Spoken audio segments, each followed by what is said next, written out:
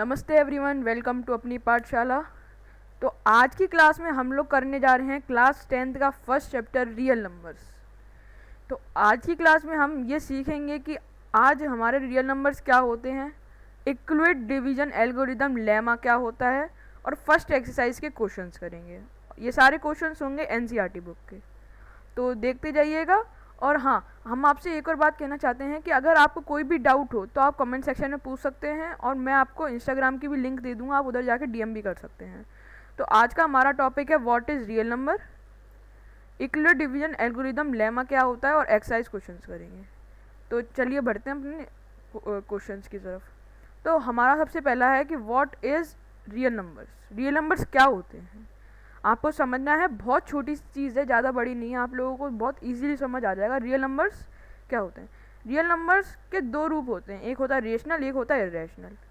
जो रेशनल होता है वो एक ऐसा नंबर होता है जो p/q के फॉर्म में होता है, जिधर q 0 के इक्वल नहीं होता। और जो इरेशनल नंबर्स होते हैं वो एक ऐसे नंबर्स होते हैं जो नॉन टर्मिनेटिंग नॉन रिपीटिंग होते हैं। आपको आज समझ में आ गया होगा। फिर रेशनल नंबर्स के भी टू पार्ट्स होते हैं, एक होता है इंटीजर्स, एक होता है फ्रैक्शंस। जो इंटीजर्स होते हैं वो भी टू पार्ट्स, दो तरीके के होते हैं। एक होते हैं नेगेटिव इंटीजर्स, जैसे कि देख रहे हैं -3, -2, -1, और एक होते हैं पॉजिटिव इंटीजर्स 1, 2, 3 ऐसे। फिर इंटीजर्स के भी पार्ट्स होते हैं। होल नंबर्स ऐसे नंबर्स जो 0 से स्टार्ट होके 1, 2, 3, 4, 5, 6 ऐसे ही चलते रहे हैं। होल नंबर्स के भी फिर पार्ट होते हैं। होल नंबर्स का एक पार्ट होता है 0, एक पार्ट होता है नेचुरल नंबर। ये नेचुरल नंबर में 0 नहीं आता है, इधर 1, 2, 3, 4, 5 ऐसे स्टार्ट होते हैं। फिर नेचुरल नंबर्स के भी पार्ट्स होते हैं, एक होता है इवन नंबर, एक होता है ऑड नंबर। इवन नंबर्स ऐसे नंबर्स होते हैं जो 2 से डिविजिबल होते हैं, और जो ऑड नंबर होते हैं वो 2 से डिविजिबल नहीं होते। ये सिंपल सी बात है। फिर हमारे इवन नंबर के भी दो तरीके होते हैं, एक होता है प्राइम, एक होता है कंपोजिट नंबर। प्राइम नंबर ऐसे नंबर जो 1 और खुद की टेबल में आए तो उन्हें प्राइम नंबर कहा जाएगा। और कंपोजिट नंबर्स वो बहुत सारे नंबर्स में, जैसे कि 4 1 की टेबल में भी आता है, 4 की भी टेबल में भी आता है, और 2 की टेबल में भी आता है, तो इसको कंपोजिट नंबर्स कहेंगे। फिर हमारे कंपोजिट नंबर्स के भी दो पार्ट होते हैं, एक होता है प्राइम नंबर्स, एक होता है कंपोजिट नंबर्स। ठीक है, तो हमारे इससे क्लियर होता है कि रियल नंबर्स क्या होता है। रियल नंबर्स एक ऐसा फॉर्म होता है जिसमें बहुत सारे नंबर्स दिए जाते हैं, जैसे कि rational numbers, integers, fractions, zero, natural number, whole number, इन सब का एक ग्रुप है, और उन ग्रुप का एक नाम दे दिया गया रियल नंबर्स। ठीक है, तो आपको ये समझ आया होगा। अगर कुछ समझ में नहीं आया तो प्लीज़ आप कमेंट सेक्शन में बता सकते हैं। फिर आते हैं हम इक्विवेलेंट डिवीजन एल्गोरिदम लेमा में। तो अब आप लोग सोचते होंगे कि लेमा क्या है, लेमा क्या चीज़ है, क्या चीज़ का नाम है लेमा। तो कुछ नहीं, लेमा एक बहुत सिंपल सा शब्द है। लेमा का मतलब होता है स्टेप्स। अब आपको समझाऊं, जैसे कि 8, मतलब कि 8 को डिवाइड कर 27 को डिवाइड करना है 8 से। तो अब इसमें क्या किया कि 8 की टेबल में 3 टाइम्स आता है 24, तो माइनस किया और 3 आ गया। ठीक है, तो ये एक स्टेप ही तो है कि आपने इसको इससे माइनस किया तो 3 आ गया, ये स्टेप है। ये आपको समझ में आया होगा। और हमारा इक्विवेलेंट डिवीजन एल्गोरिदम की ये एक बात होती है कि इसमें एक फॉर्मूला दिया जाता है, कि फॉर्मूला होता है A = BQ + R। मतलब कि A कोई भी एक इंटीजर है, B भी एक इंटीजर है। जैसे कि देख रहे हैं आप 27 एक A है और B 8 है, और जो क्वोशंट होगा वो क्वोशंट सेम रिमेन रहेगा, और जो रिमाइंडर होगा वो भी सेम रहेगा। इसी से हम क्वेश्चंस बनाएंगे आगे, तो आप देखते रहिएगा। अब आते हैं हम अपने एनसीईआरटी एक्सरसाइज क्वेश्चंस की तरफ। तो समझिए हमारा पहला क्वेश्चन क्या है। Use equivalent division algorithm to find the HCF of 135 and 225, 196 and 38,220, 867 and 255। तो आप देखिए कैसे बहुत इजीली मैंने आपको दिया है, और इसके आपको कुछ दिक्कत नहीं आएगी। और अगर आपको दिक्कत आए तो आप बेझिझक पूछिए हमसे कमेंट सेक्शन में, हम आपको एक एक चीज़ का रिप्लाई ज़रूर देंगे। तो देखिए हमारे को यहाँ पे 135 और 225 दिया है।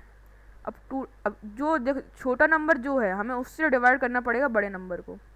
तो छोटा नंबर 135 है, तो हमने डिवाइड किया 225 को इससे, हमने 1 टाइम किया तो 135 आया, यहाँ पे 90 बचा। फिर क्या होगा कि जो 135 है जो हमारा डिवाइज़र है वो हमारा यहाँ पे आ जाएगा, और जो हमारा रिमाइंडर है वो डिविडेंड बन जाएगा। फिर हमने वापस किया 135 की 1 टाइम किया 90, 45 आया। फिर क्या हुआ कि जो हमारा ये इधर भी डिवाइज़र था 90, वो हमारा वापस डिविडेंड बन गया। हमने 90 2 टाइम्स हो गए, जब तक आपका 0 ना आ जाए तब तक आपको डिवाइड करना रहता है।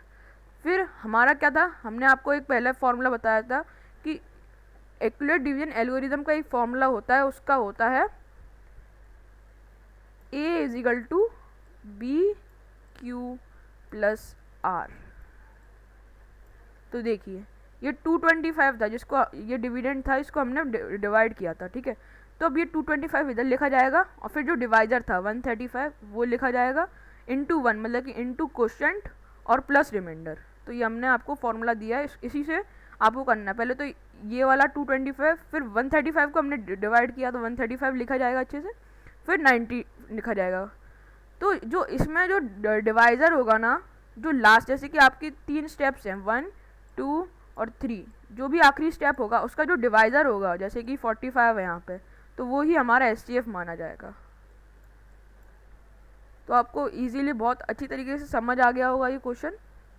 अगर समझ नहीं आया हो तो आप बेझिझक पूछिए हमसे, आप बिल्कुल झिझकिए मत, आप हमसे पूछ सकते हैं कमेंट सेक्शन में, हम आपको एक अच्छे से। और हाँ, मैं आपको बताना चाहता हूँ कि इन सब के नोट्स आपको जल्द ही अपनी वीडियो के डिस्क्रिप्शन में मिलेंगे। अब इस वाली वीडियो के तो नहीं मिलेंगे, पर आपको नेक्स्ट वीडियो से नोट्स मिलते जाएंगे, तो देखते रहिएगा। अब आप आते हैं सेकंड, अपने हमारे सेकंड में 196 एंड 238200 पे। देखिए 196 छोटा नंबर है, 38200 बड़ा नंबर है, तो इधर इसको डिवाइड किया। हमने क्या किया कि डायरेक्ट डिवाइड कर दिया, 195 आता है इसकी टेबल में, तो हमने डायरेक्ट किया 195, 38220 कैंसिल हो गया, मतलब कि 0 आ गया हमारा। जब तक 0 ना आए तब तक आपको डिवाइड करना है, और इधर डिवीजर को इधर ला के ऐसे करके आपको डिवाइड करना है। तो यहाँ पे फिर हमारा हुआ कि जो जैसे कि ये डिविडेंड है, डिविडेंड को लिखा गया, ए वही फॉर्मूला लगा, A = BQ + R। तो 196 इंटू 195 प्लस, मतलब कि ये है हमारा क्वोशंट, ये हमारा रिमाइंडर, और जो मैंने बताया था आपको जो डिवीज़र होगा लास्ट स्टेप में उसको ही हम SCF मानेंगे। तो यहाँ पे हमारा SCF 196 आ गया। तो वैसे ही बढ़ते हैं हम अपने थर्ड क्वेश्चन की तरफ। थर्ड क्वेश्चन में कहा है कि 867 एंड 255। हमने वही करा, वैसे ही करा जैसे था। बड़ा नंबर को हमने डिवाइड करा, फिर हमारा 3 से डिवाइड हुआ, -1765 आया, 102 हमारा रिमाइंडर बचा। फिर हमने जो इधर था वो हमने इधर ले आए, फिर हमने किया एक और, फिर हमने 2 से किया तो 204 51 आया, फिर हम 102 को इधर ले आए, फिर हमने किया डिवाइड, तो हमारा 2 से गया। और यहाँ पे हमारा जब तक 0 ना आए तब तक आप डिवाइड करें, और फिर हमारे यहाँ पे 0 आ गया। तो हमारे कितने, ये पहला स्टेप था, ये दूसरा स्टेप था, और ये तीसरा स्टेप था। तो हमें उसी फॉर्म में लिखेंगे 867, इधर भी वही लगा है, A = BQ + R।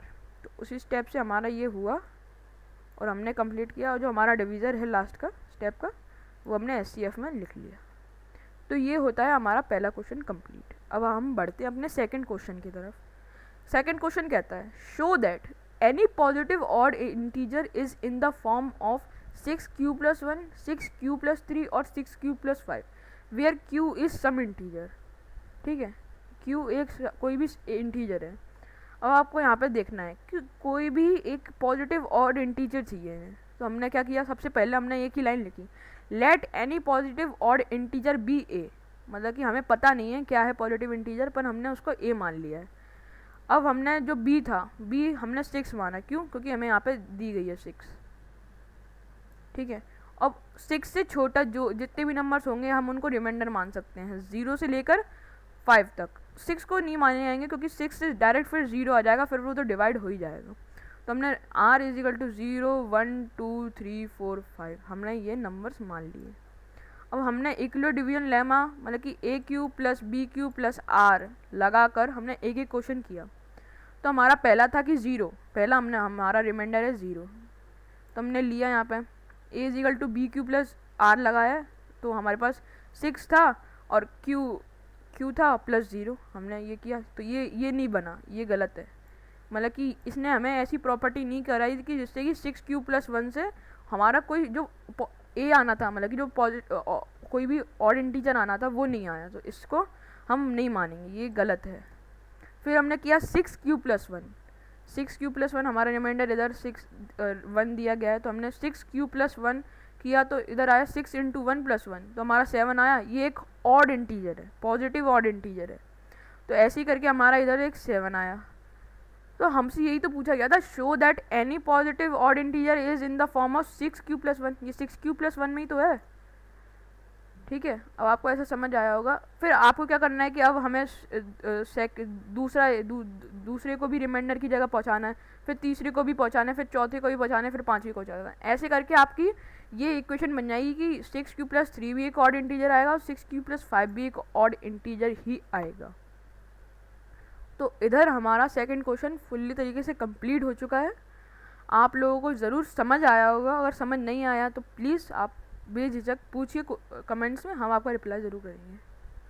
फिर आता है हमारा थर्ड क्वेश्चन। थर्ड क्वेश्चन में क्या कहता है ये समझिएगा।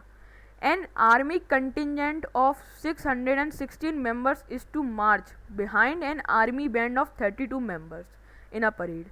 The two groups are to march in the same group of columns. What is the maximum number of columns in which they can march? इसमें क्या बोला है ये समझिएगा कि आर्मी कंटिजेंट ऑफ 616 पीपल्स, मतलब कि 616 मेंबर्स की एक मार्च होने वाली है, वो एक आर्मी बैंड के 32 लोगों के पीछे होने वाली है।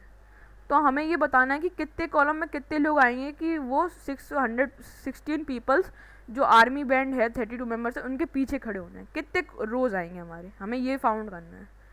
तो हम कर लेंगे, इक्वलिड लेमा हमारा लगाना है और कर लेना है। तो हमने साफ साफ लिखा पहले, army contingent is equal to 616 members, army band हमारा 32 मेंबर्स का है, बड़ा नंबर कौन सा 616, तो हमने इसको 32 से डिवाइड किया, फिर हमारा 19 आया। तो हमने 19 से किया तो 608 से हमने माइनस किया तो यहाँ पे 8 आया, फिर 8 की टेबल में 32 आता है तो हमारा 4 आ गया। ये हमारे कितने स्टेप 1 और 2 स्टेप्स थे।